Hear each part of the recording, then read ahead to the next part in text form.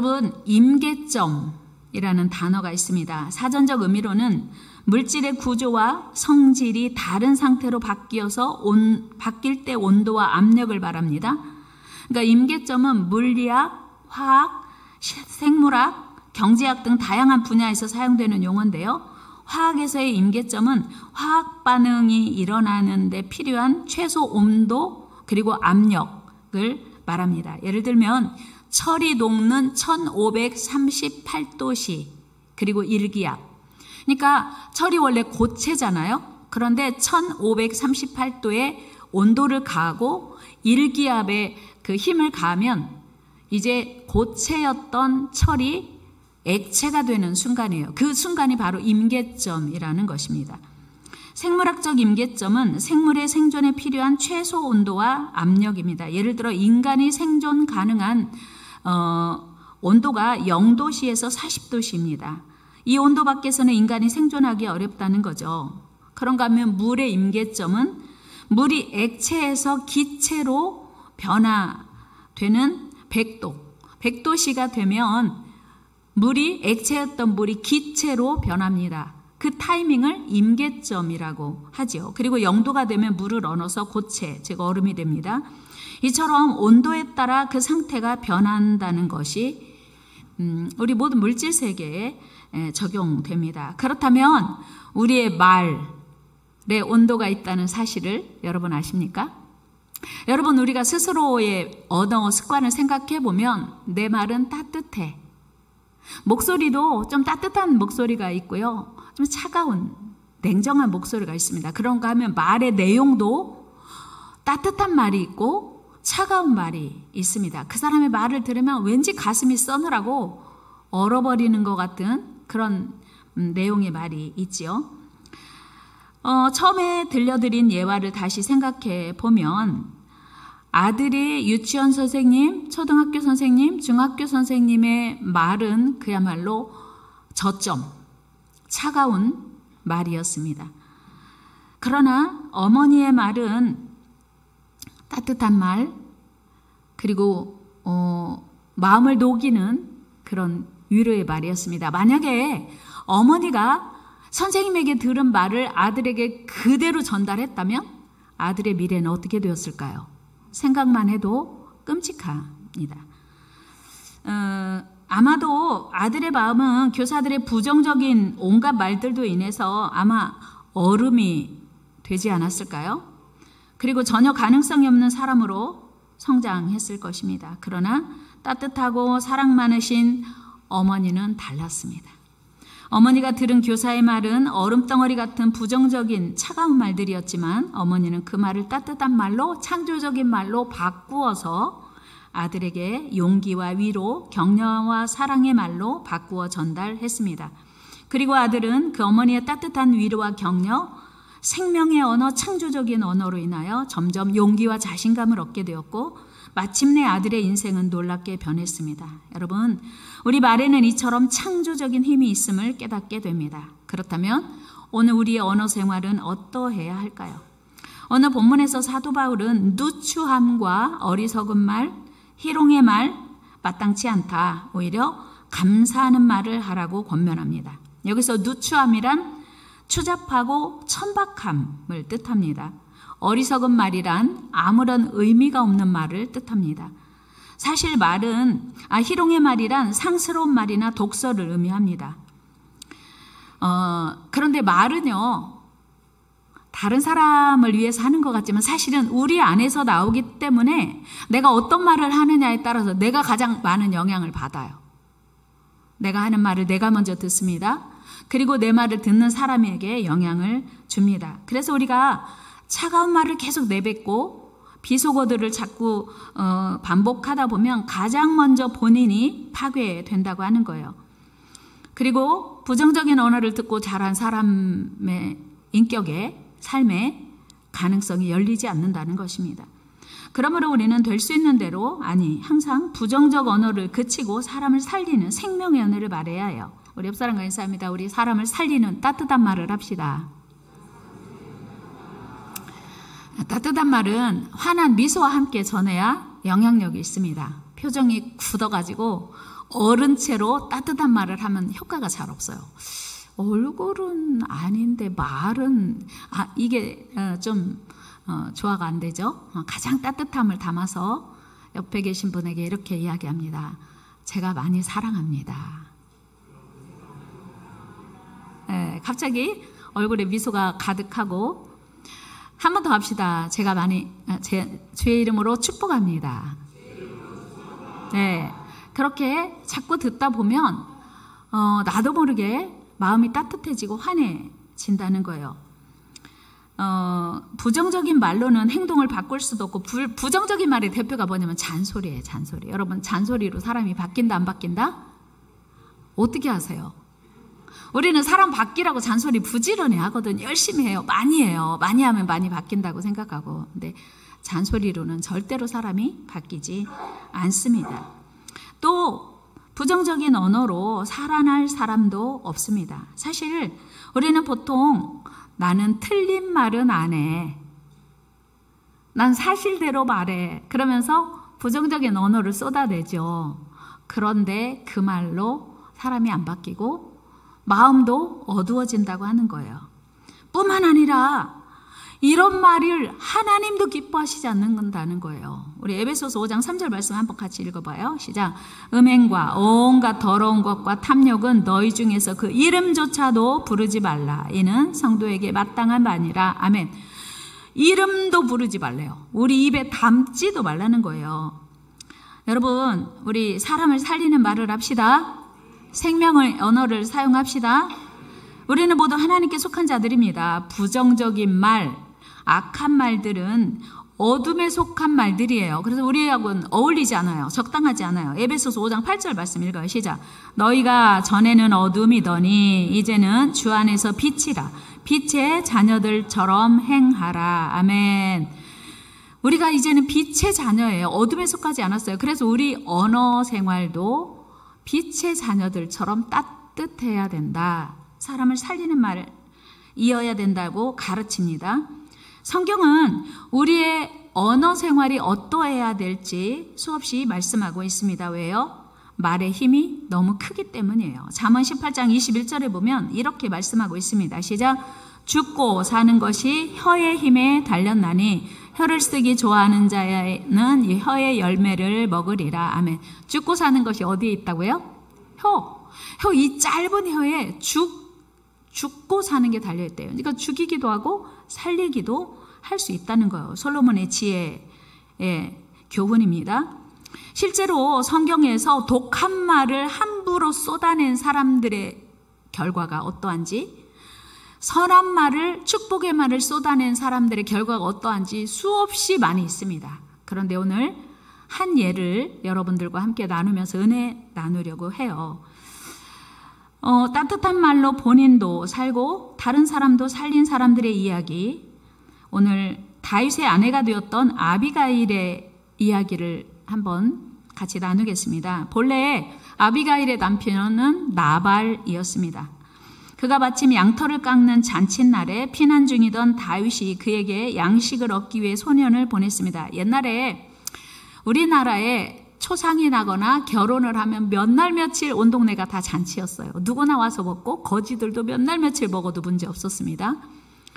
이스라엘 나라는 양털 깎는 날이 그런 잔칫날이었어요. 그래서 방랑하던 다윗이 소년들을 보내서 양식을 좀 구할 수 있도록 도움을 요청했습니다. 그때 나발이, 야, 내가 다윗이 누군 줄 알고 내가 내 양식을 줘? 어디서, 우리로 말하면 속된 표현으로 하면 어디서 굴러 다니다 온 사람인 줄 알고 내가 내 양식을 주고 떡을 줘? 단칼에 거절하고 이런 지하에 거절하고 문전박대했습니다. 우리 사무엘상 25장 5절 읽었나요? 같이 읽어요. 시작. 이에 다윗이 이에 소년 10명을 보내며 그 소년들에게 이르되 너희는 갈멜로 올라가 나발에게 이르러 내 이름으로 그에게 문안하고 양식 얻어오라는 거예요. 그랬더니 나발이 이렇게 했습니다. 10절 11절 읽어요. 시작.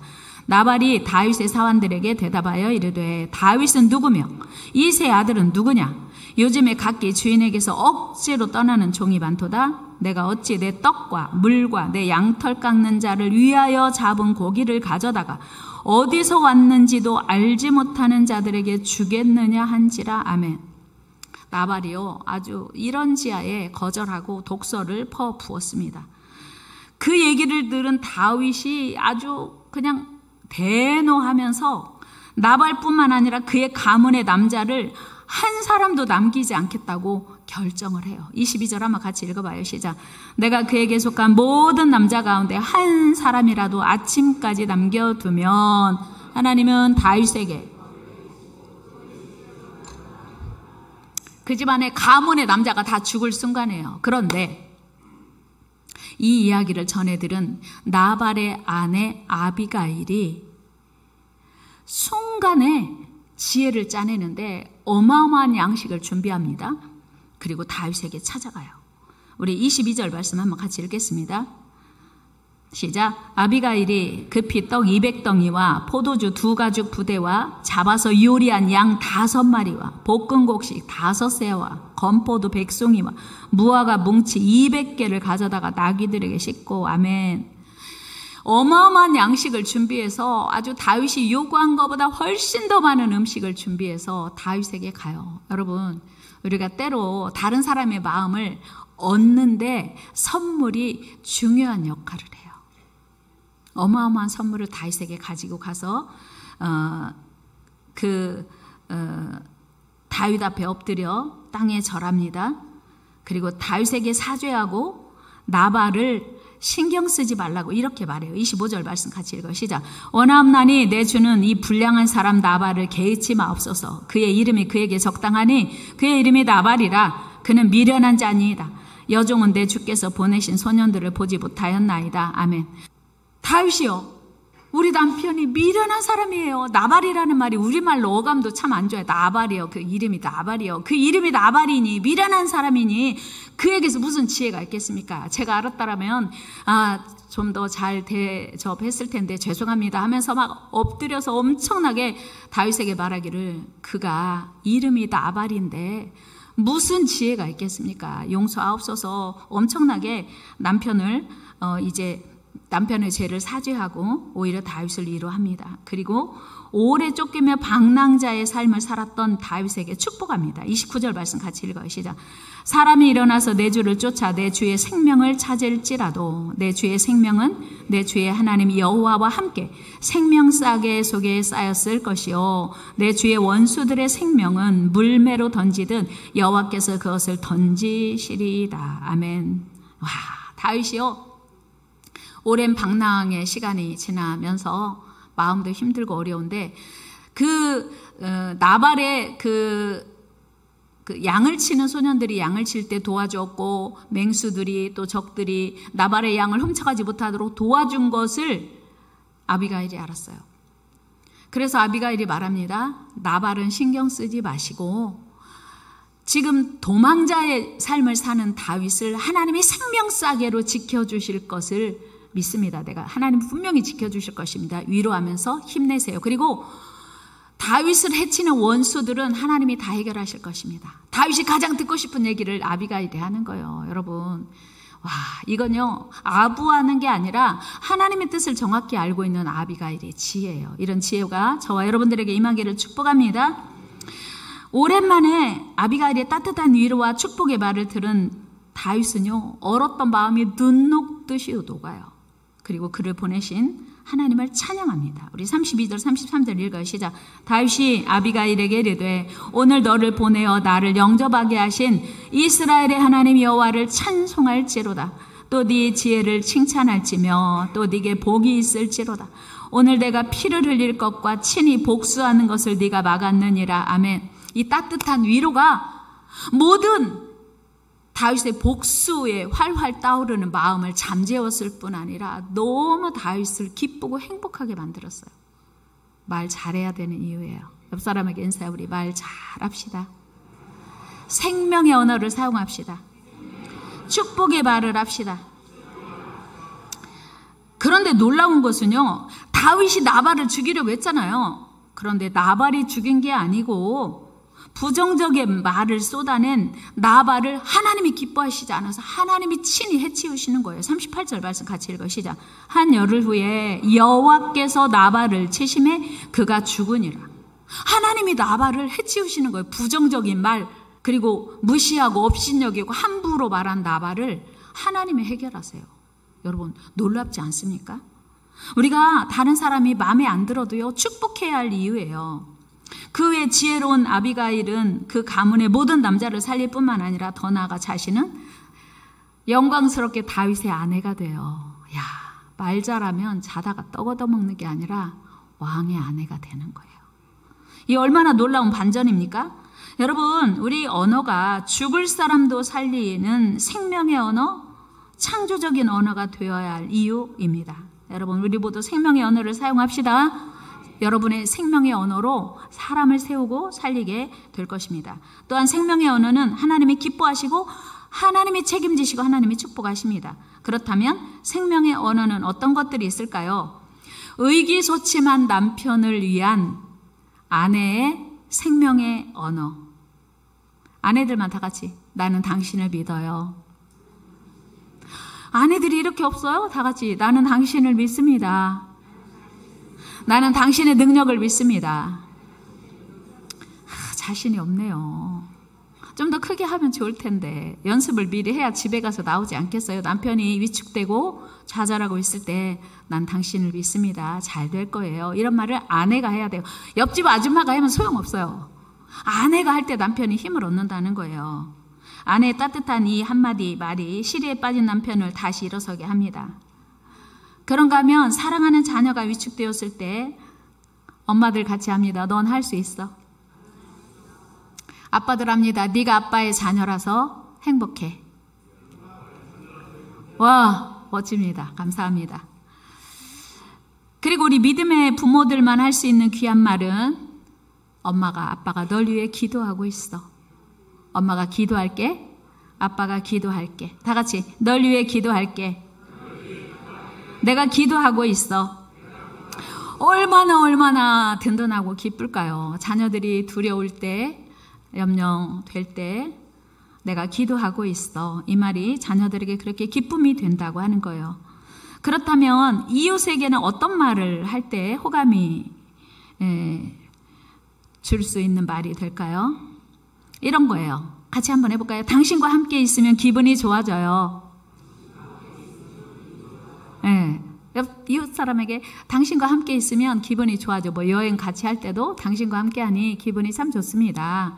성도들끼리도 우리가 같이 신앙생활 할 수 있어서 참 기쁩니다. 뭐 이렇게 할 수 있다는 거예요. 여러분, 이런 말들이 마법같이 사람들에게 새로운 힘과 용기를 줍니다. 우리 모두 부지런히 이런 생명의 언어를 사용하시기 바랍니다. 그런데 오늘 본문에서 바울은 우리에게 이렇게 권면해요. 그런 위로와 권면의 말도 중요한데 감사하는 말을 하래요. 감사하는 말. 우리 믿음의 사람들은 살리는 언어, 생명의 언어를 사용해야 하는데 더 나아가 하나님께서 베풀어 주신 은혜에 감사하는 말을 해야 된다고 하는 거예요. 하나님께 드리는 감사의 언어 역시 나도 듣고 우리 주변 사람도 듣고 하나님도 들으시기 때문이에요. 여러분, 에덴 동산에서 아담과 하와를 파멸로 밀어냈던 사단이 우리가 이렇게 이제 각오하고 야, 그래 사람을 살리는 생명의 말을 해야지. 사탄이가 쉬지 않고 우리에게 공격해 와요. 그래서 우리를 유혹합니다.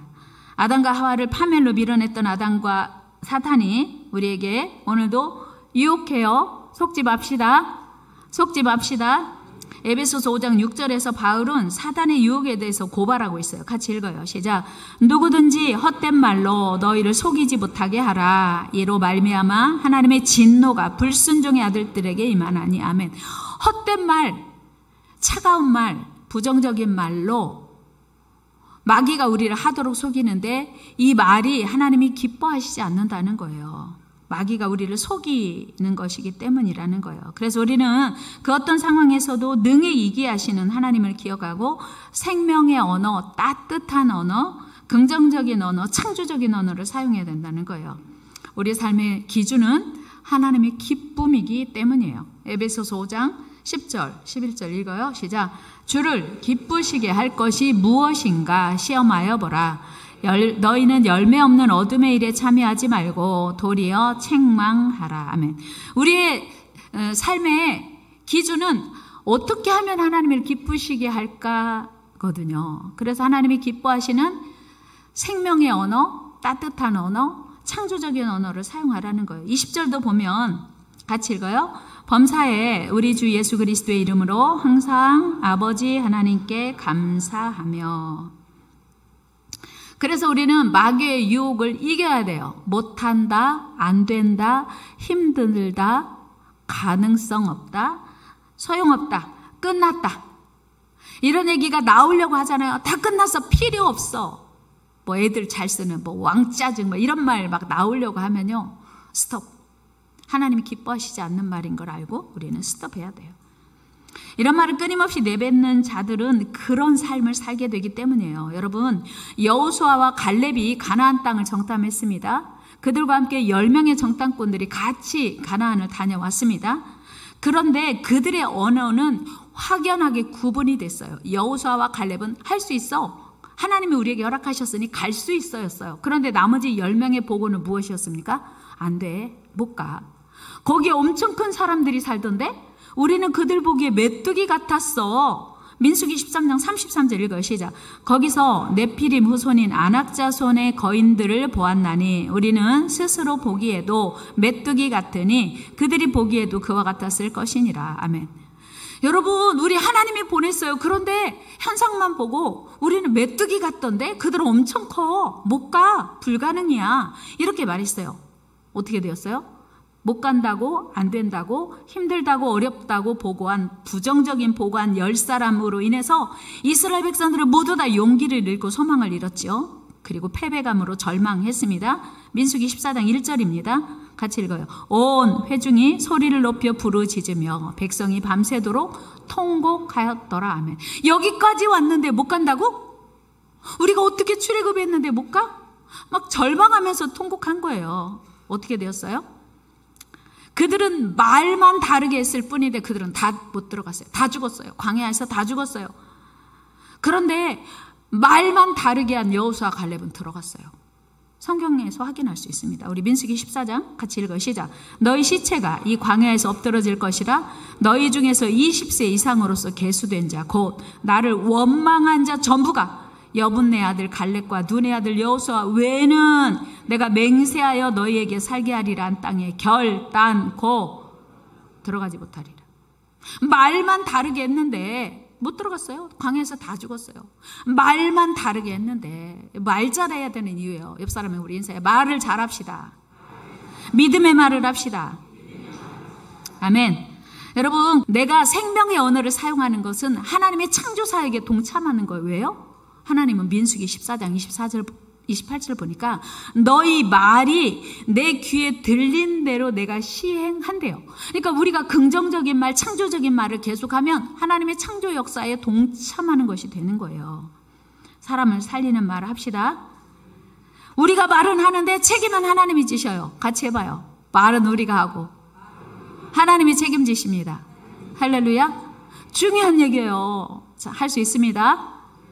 됩니다. 놀라운 일이 일어날 겁니다. 아멘. 사람을 살리는 생명의 언어에는 이런 거 있어요. 미안합니다. 고맙습니다. 사랑합니다. 축복합니다. 이어서 한번 해볼까요? 미안합니다. 고맙습니다. 사랑합니다. 축복합니다. 그래서 첫 글자만 따면 미, 고, 사, 축이에요. 여러분, 입에서 항상 미안합니다. 고맙습니다. 사랑합니다. 축복합니다가 계속 반복적으로 여러분 입에서 나오기를 축복합니다.